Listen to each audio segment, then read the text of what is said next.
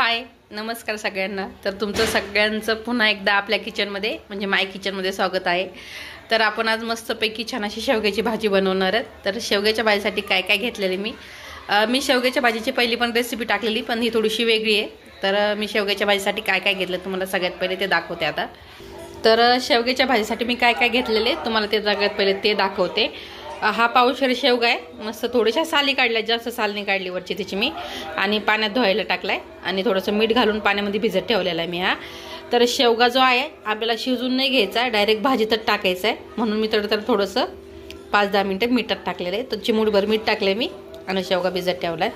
आता मसाले दाखवते तुम्हाला मी आता काय काय आहे। तर हे बघा, लसूण आहे, अद्रक आहे, खूप सारी कोथिंबीर आहे, शेंगदाणे, याच्यामध्ये धणे, 1 चम्मच जिरा तीळ आहेत आणि 1 चम्मच खसखस आहे। इथे एक कांदा भाजून घेतलाय, गॅसवरती एक भाजतोय, आणि मूठभर हरभऱ्याची डाळ आहे। तर ही जी भाजी आहे, तर ह्या भाजीला आपण अजिबात खोबरं वापरणार नाही आहेत, आपल्याला अशी भाजी बनवायची। आणि ही जी रेसिपी आहे तर ती माझ्या आईची आहे। तर मग आईची रेसिपी म्हटल्यावर भारी लागणारच की नाही भाजी। तर चला मग आता आपण भाजीला चालू करून घेऊया। मस्तपैकी आता मी मसाला भाजून घेते आणि नंतर तुम्हाला मसाला भाजल्यावर दाखवते, नाहीतर मसाला भाजताना तुम्हाला मी दाखवते, थोडासा व्हिडिओ मोठा झाला तरी चालेल। तर हे बघा, हरभऱ्याची डाळ भाजायला टाकली होती मी, थोडंसं तेल घातले अर्धी पळी आणि डाळ भाजून घेतली। तर आपल्याला शेंगदाणे भाजून घ्यायचे, मी शेंगदाणे भाजायला टाकणार आहे। आता थोडंसं तेल आहे तव्यावरती, तर तेल शेंगदाणे भाजायला आपल्याला तेल घालायचं नाही अजिबात, कारण थोडंसं तेल आहे त्याच्यावरती, त्याच्यात छान मस्तपैकी खमंग भाजून निघणार शेंगदाणे। आणि माझी आई खूप छान भाजी बनवते अशी। तर मी तुम्हाला म्हटलंय की रेसिपी माझ्या आईची पण टाकून बघा, कारण आपण भाज्या किंवा काही बनवायचं शिकलं तर ते आईचं बघूनच शिकलेलं राहतं। तर हे बघा, शेंगदाणे मस्तपैकी मी खमंग भाजून घेतलेत। आता प्लेटमध्ये काढून घेऊया पण, आणि आपण या भाजीला खोबरं वापरणार नाही, कारण घट्टपणा भाजीला शेंगदाणे आणि डाळीमुळं मस्तपैकी छान असा घट्टपणा येऊन जातोय, जास्त हे घेत नाही, म्हणजे पातळ होत नाही भाजी। खोबऱ्याची अजिबात गरज पडत नाही आणि चव पण मस्त लागते, खतरनाक एकदम, कारण गावाकडे सेम अशीच भाजी बनवली जाते आमच्या। तर बघा, थोडंसं मी आता तेल घातले पळीनं। आता आपल्याला याच्यामध्ये हा जो कांदा होता भाजून घेतलेला थोडासा फ्राय करून घ्यायचा आहे, कारण तेलामध्ये कांदा फ्राय केल्याच्या नंतर भारी लागते भाजी अजून। तर कांदा आपण मस्तपैकी फ्राय करून घेऊ। कांदा फ्राय करून घेते मी आता, मस्त फ्राय करून घ्यायचं, म्हणजे 2 मिनिटं तेलामध्ये फक्त आपल्याला खालीवरती असं करून घ्यायचंय, जास्त वेळ नाही। आणि आता बघा, छान असं मस्तपैकी खालीवरती केलंय मी याला। आता आपण याच्यामध्ये टाकून घेणार आहेत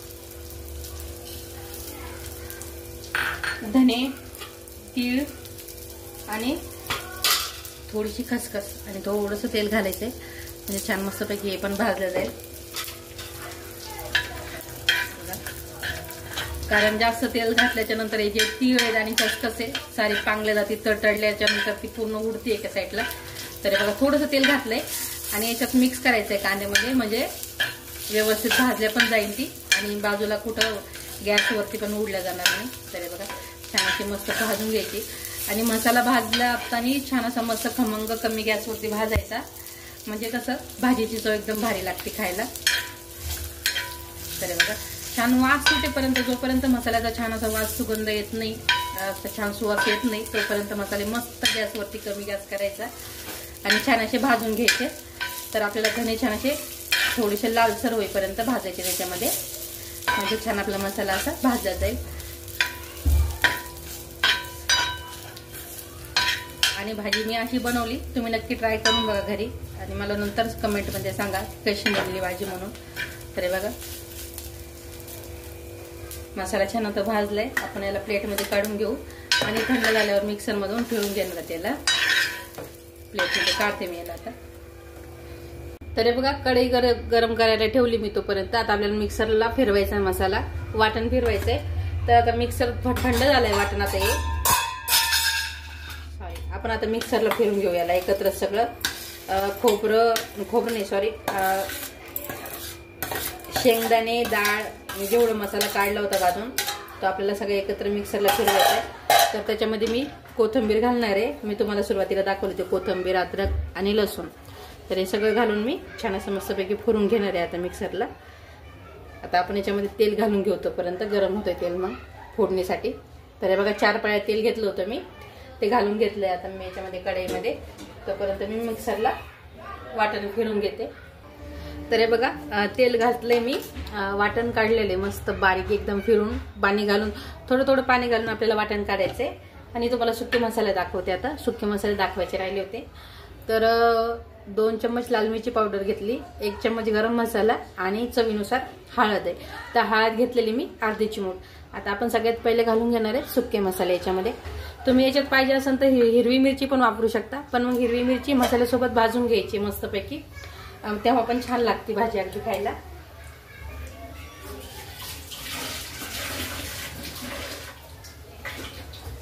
तर हे बघा कमी गॅस करू आता आपण आणि मसाले फ्राय करून घेऊ.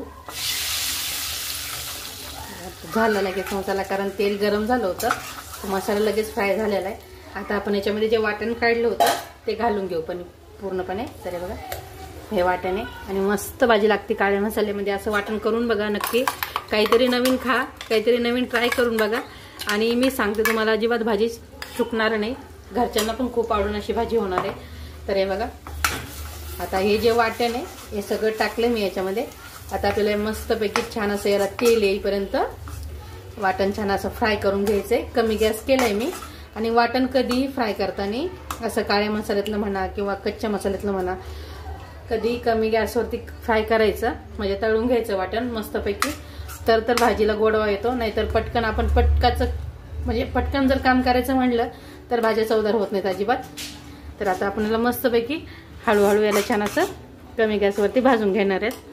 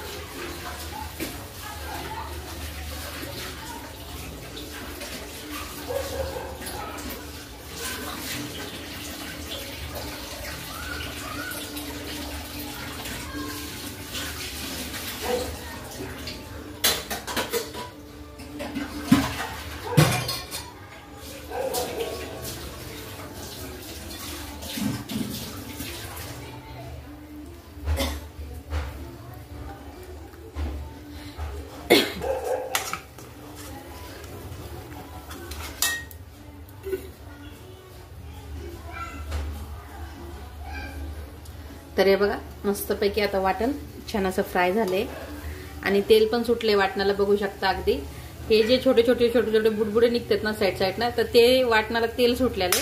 मस्त छान असं वाटण आपलं फ्राय झालंय. आता आपण याच्यामध्ये टाकून देणार आहे शेवग्याच्या शेंगा. तर शेवग्याच्या शेंगा मी कच्च्याच शेवग्याच्या शेंगात, सॉरी कच्च्याच म्हणते, शिजवलं नाही, असेच टाकते.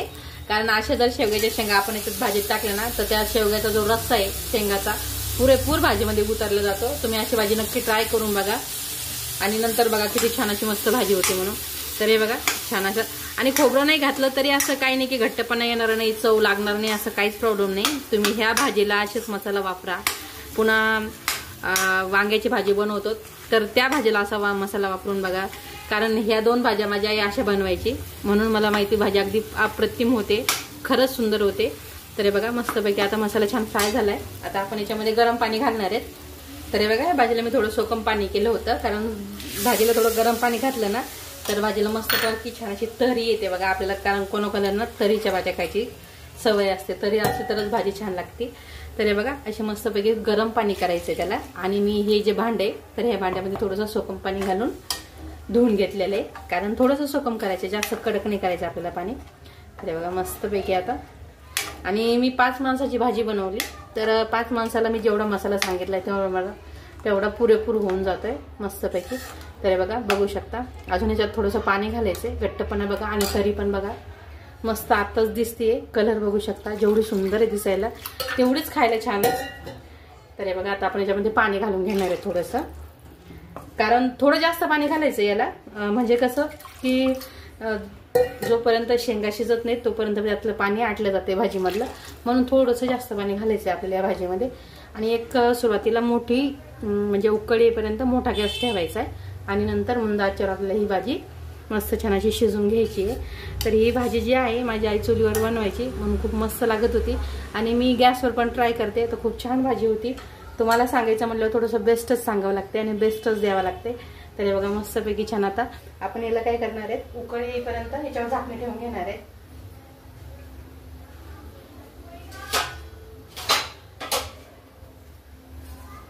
तर आता आपण याच्यावर मस्तपैकी छान अशी झाकणी ठेवून घेऊ आणि एक उकळ काढून घेऊ मोठी. तर सॉरी मी एक विसरले होते, आपल्याला याच्यामध्ये मीठ घालून घ्यायचं आहे कारण मिठाशिवाय भाजीला अजिबात चव लागत नाही. तर हे बघा एक पोह्याचा चम्मच मी घातलेला, त्याच्यामध्ये थोडासा कमी म्हणजे पाऊण चम्मच घातलाय याच्यामध्ये मीठ घातलंय आणि आता आपण याला छान उकळायला ठेवणार आहे. तर हे बघा छान अशी मस्त एक मोठी उकळ काढून घेतली मी, बघू शकता छान अशी मोठी उकळ काढून घेतलेली. आता आपल्याला काय करायचंय, गॅस कमी करायचा आहे, मंद आचेवर करायचा आहे अगदी कमी. आणि ही भाजी याच्यातल्या जे शेंगा आहेत त्या हाताने अशा छानपैकी दबल्या जातील, नरम होतील इथपर्यंत आपल्याला ही भाजी शिजून घ्यायची. म्हणजे कसं शेंगाची रस पण त्याच्यामध्ये उतरला जातो आणि भाजी पण मस्त अगदी रसा पण छान होणार आहे. तर बघा इतपत आपल्याला भाजी घट्ट ठेवायची कारण भातासोबत पोळीसोबत किंवा भाकरीसोबत कशासोबत ते अगदी छान. आणि अशा ज्या भाज्या आहेत काळ्या मसाल्यामधल्या चुरून खायला छानच लागतात, एकदम भारी एकदम. तर अशी भाजी बनवायची आपल्याला. तर आता हिला 10-15 मिनिटांमध्ये भाजी कमी गॅसवर ठेवायची म्हणजे शेंगा पण छान शिजून निघतील आणि भाजी पण मस्त होईल. तर हे बघा एका उकळीमध्येच बघू शकता अगदी सुंदर अशी भाजी झालेली आहे. तर हे बघा मस्त छान तरी पण आली आणि भाजीचा कलर पण बघा. तर हे बघा आता आपण ठेवणार आहेत शिजेपर्यंत, नंतर तुम्हाला मी दाखवते. बघा मस्तपैकी आता आपली भाजी रेडी झालेली आहे छान अशी मस्त. आणि आता भाजी कशी ओळखायची, शेंग दाबून बघायची, शेंग दाबून बघायची, शेंग दाबल्या गेली मस्त अशी सॉफ्ट सॉफ्ट झाली तर भाजी आपली रेडी आहे.